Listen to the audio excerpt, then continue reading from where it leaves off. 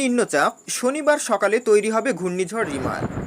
পশ্চিমবাংলার পাশাপাশি বাংলাদেশেও কিন্তু আছড়ে পড়বে এই ঘূর্ণিঝড়, এমনটাই জানিয়েছে আলিপুর আবহাওয়া দপ্তর। বঙ্গোপসাগরে নিম্নচাপ তৈরি হয়ে গিয়েছে, তা ক্রমেই স্থলভাগের দিকে এগিয়ে আসছে। শনিবার সকালের মধ্যেই ওই নিম্নচাপ আরও ঘনীভূত হয়ে ঘূর্ণিঝড় রূপে পরিণত হতে চলেছে, এমনটাই জানিয়েছে হাওয়া অফিস। ওই ঘূর্ণিঝড় তৈরি হওয়ার পর কত শক্তি নিয়ে কিভাবে এগোবে, কোথায় আছড়ে পড়ার সম্ভাবনা রয়েছে, তার বিস্তারিত তথ্য আজকে পুঙ্খানুপুঙ্খ আপনাদের সামনে তুলে ধরব। সুতরাং ভিডিওটা মোটেও স্কিপ না করে প্রথম থেকে শেষ অবধি দেখবেন। এবং তার পাশাপাশি আপনাদের কাছে একটি ছোট্ট রিকোয়েস্ট, আপনারা যদি আমার চ্যানেলে কেউ নতুন হয়ে থাকেন তাহলে অতি অবশ্যই চ্যানেলটিকে সাবস্ক্রাইব করে বেল বাটনটি অল সিলেকশন করে রাখবেন আগামী দিনের গুরুত্বপূর্ণ খবরগুলো পাওয়ার জন্যে। হাওয়া অফিসের তরফ থেকে কয়েকটি জেলাকে ইতিমধ্যে কিন্তু সতর্কবার্তা পাঠিয়েছে এবং পাশাপাশি সতর্ক থাকার অনুরোধ কিন্তু জানিয়েছেন। আপাতত নিম্নচাপ পরিস্থিতির দিকে অনবরত নজর রাখা হচ্ছে।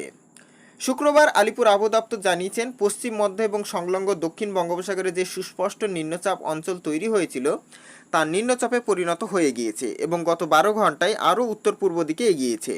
এই মুহূর্তে নিম্নচাপের অবস্থান মধ্য বঙ্গোপসাগরে, যা ক্যানিং থেকে 810 কিলোমিটার এবং বাংলাদেশের খেপুপাড়া থেকে 800 কিলোমিটার কিন্তু দূরে রয়েছে। হাওয়া অফিস জানিয়েছে, আগামী কয়েক ঘন্টায় এই নিম্নচাপ আরও উত্তর পূর্ব দিকে অগ্রসর হবে এবং শনিবার সকালের মধ্যে তা ঘনীভূত হয়ে ঘূর্ণিঝড় রূপে পরিণত হবে। বঙ্গোপসাগরে ঘূর্ণিঝড় তৈরি হলে তার নাম হবে রেমাল। শনিবার সন্ধ্যার মধ্যে এটি প্রবল ঘূর্ণিঝড়ের আকার নিতে পারে। আরও উত্তরে অগ্রসর হয়ে রবিবার মধ্যরাতে তা আছড়ে পড়তে পারে স্থলভাগে। বাংলাদেশের খেপুপাড়া এবং সংলগ্ন পশ্চিমবঙ্গের সাগর দ্বীপের উপকূলে সর্বশক্তি নিয়ে আছড়ে পড়তে পারে ঘূর্ণিঝড়।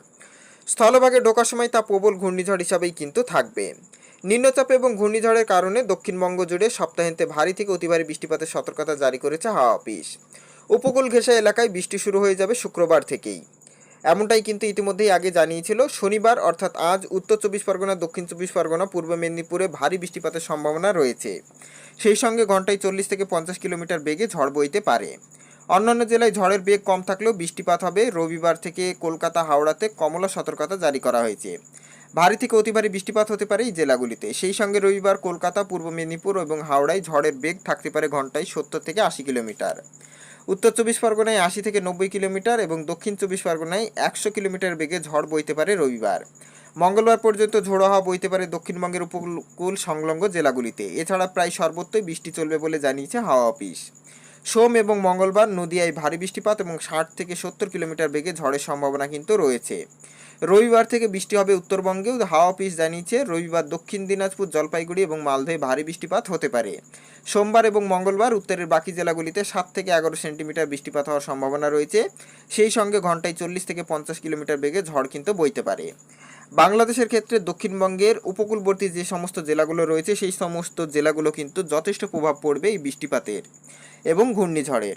সাতক্ষীরা, খুলনা, বাগেরহাট, নড়াইল, যশোর, মাগুরা, ঝিনাইদহ, চুয়াডাঙ্গা, কুষ্টিয়া, মেহেরপুর, রাজবাড়ী, ফরিদপুর, গোপালগঞ্জ, মাদারীপুর, পিরোজপুর, বরিশাল, মাঠবাড়িয়া, পটুয়াখালী, বরগুনা, ভোলা, শরীয়তপুর, মুন্সিগঞ্জ, মানিকগঞ্জ, ঢাকা, নারায়ণগঞ্জ, চাঁদপুর, লক্ষ্মীপুর, কুমিল্লা, নোয়াখালী, ফেনী, এগুলো সমস্তটাই হচ্ছে কিন্তু বে অফ বেঙ্গল অর্থাৎ বঙ্গোপসাগর লাগোয়া জেলা। এই সমস্ত জেলাগুলোতে কিন্তু সব থেকে বেশি প্রভাব পড়বে এই ঘূর্ণিঝড়ের এবং ঘন্টায় 80 থেকে 100 কিলোমিটার পর্যন্ত বৃষ্টিপাতের সাথে ঝোড়ো হাওয়া কিন্তু বয়ে যেতে পারে।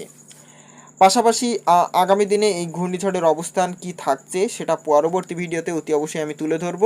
সুতরাং অতি অবশ্যই আমাদের চ্যানেলটিকে সাবস্ক্রাইব করে পাশে থাকবেন পরবর্তী ভিডিওর জন্যে। আর ভিডিওটি ভালো লেগে থাকলে সকলের মাধ্যমে শেয়ার করে দেখার সুযোগ করে দেবেন। So thanks for watching.